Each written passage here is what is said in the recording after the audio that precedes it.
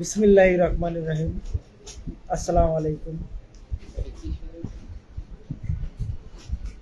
আমি Bangladesh private driver একতা সংগঠন থেকে আপনাদের মাঝে যুক্ত হয়েছি। আমি কিছু গুরুত্বপূর্ণ কথা বলবো এবং কিছু কথা বলার জন্যই আমি আজকে লাইভে আসছি। তো বিশেষ করে আমাদের সংগঠনে আমাদের যে কেন্দ্রীয় কমিটিতে যে সদস্য লাগবে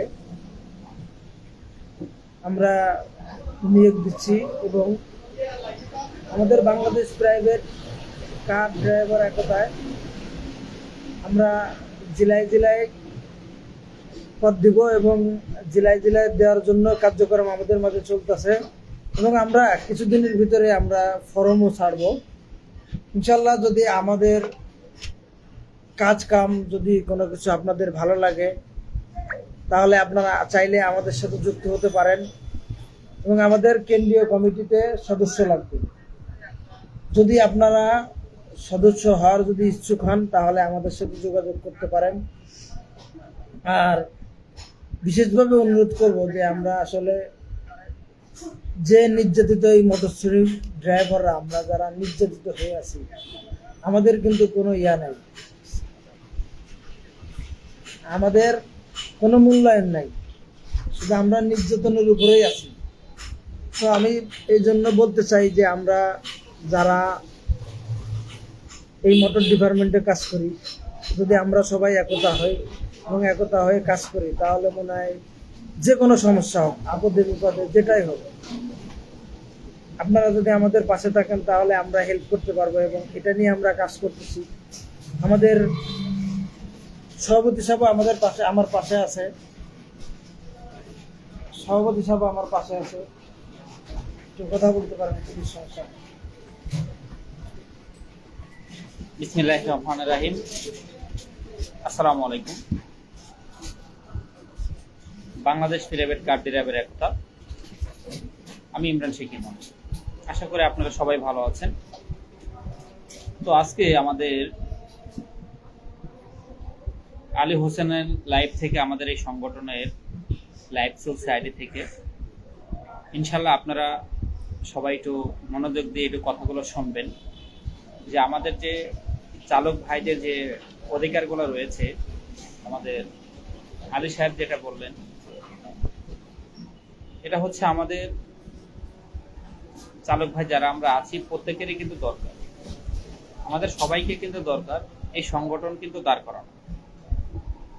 এটা কিন্তু সবার তরফ থেকে কিন্তু আমাদের অধিকার যেটা রয়েছে, আমাদের যে 9 দফা দাবি অধিকার রয়েছে এগুলো কিন্তু বাস্তবায়ন করার দায়িত্ব হচ্ছে আমাদের চালক ভাই, এটা কিন্তু কোনো মালিক করে দিবে না। এই জন্য আমাদের প্রত্যেকটা জায়গা থেকে আমাদের একটা প্রতিষ্ঠান দরকার এবং আমাদের একটা ছাতা দরকার। সেই ছাতা থেকে আমরা আমাদের যে একটা ঘর দরকার ছিল, একটা অফিস দরকার ছিল, সেটা আলহামদুলিল্লাহ আমরা নিচ্ছি। এই যে এখন যেটা দেখতে পাচ্ছেন এটা হচ্ছে আমাদের বাউনিয়া বটতলা প্রধান কার্যালয়। এই অফিসটা হচ্ছে আমাদের উত্তরাতে। অবশ্যই আপনারা যারা আছেন আমাদের ফোরাম ছাড়া হবে, আমাদের আলী হোসেন যে সাহেবটা বললেন আমাদের ফোরাম ছাড়া হবে ইনশাল্লাহ। অবশ্যই আপনারা সবাই যুক্ত হবেন। আমাদের এই সংগঠনের বিষয় কিছু আপনাদের সাথে কথা আলাপ আলোচনা হবে এবং এই সংগঠনের বিষয়ে যদি কিছু জানতে চান তাহলে আমাদের এই আলী সাহেব আছেন, আলী সাহেবের সাথে আপনারা কথা বলবেন এবং সেই নাম্বারও দিয়ে দেবে, মেসেজে আপনারা ফোন নাম্বার দিয়ে দিবেন, আপনাদের সাথে যোগাযোগ করে নেবে ইনশাল্লাহ। অবশ্যই সবাই ভালো থাকবেন, সংগঠন নিয়ে আগান। ভালো থাকবেন, সুস্থ থাকবেন। আসসালামু আলাইকুম।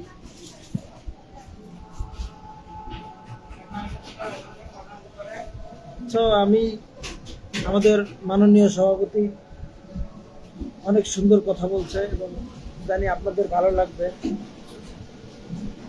আমরা যেটা নিয়ে কাজ করতেছি সবার ভালোর জন্যই কাজ করতেছি এবং আমাদের সভাপতি সাহেব বললো যে 9 দফা দাবি নিয়ে আমাদের যারা স্টার্টিং স্যালারি 30,000 টাকা দেওয়ার জন্য অলরেডি আমাদের এই বাংলাদেশ প্রাইভেট ড্রাইভার একতা সংগঠনের প্রায় 3-4 জনের স্যালারি অলরেডি 30,000 টাকা করে দিয়েছে। এটা আমাদের আসলে গল্পের কিছু না, বাস্তবতা, সত্য কথা। হ্যালো তো আমরা ইনশাল্লাহ চেষ্টায় আছি, আমরাও এরকম ভাবে ও দোস্ত করে দেওয়ার জন্য। আমি তো আমাদের দ্বারা যদি কারো উপকার হয়, হ্যাঁ, যেমন আমরা আপদ বিপদে ড্রাইভারদের আছে। পাশে থাকি,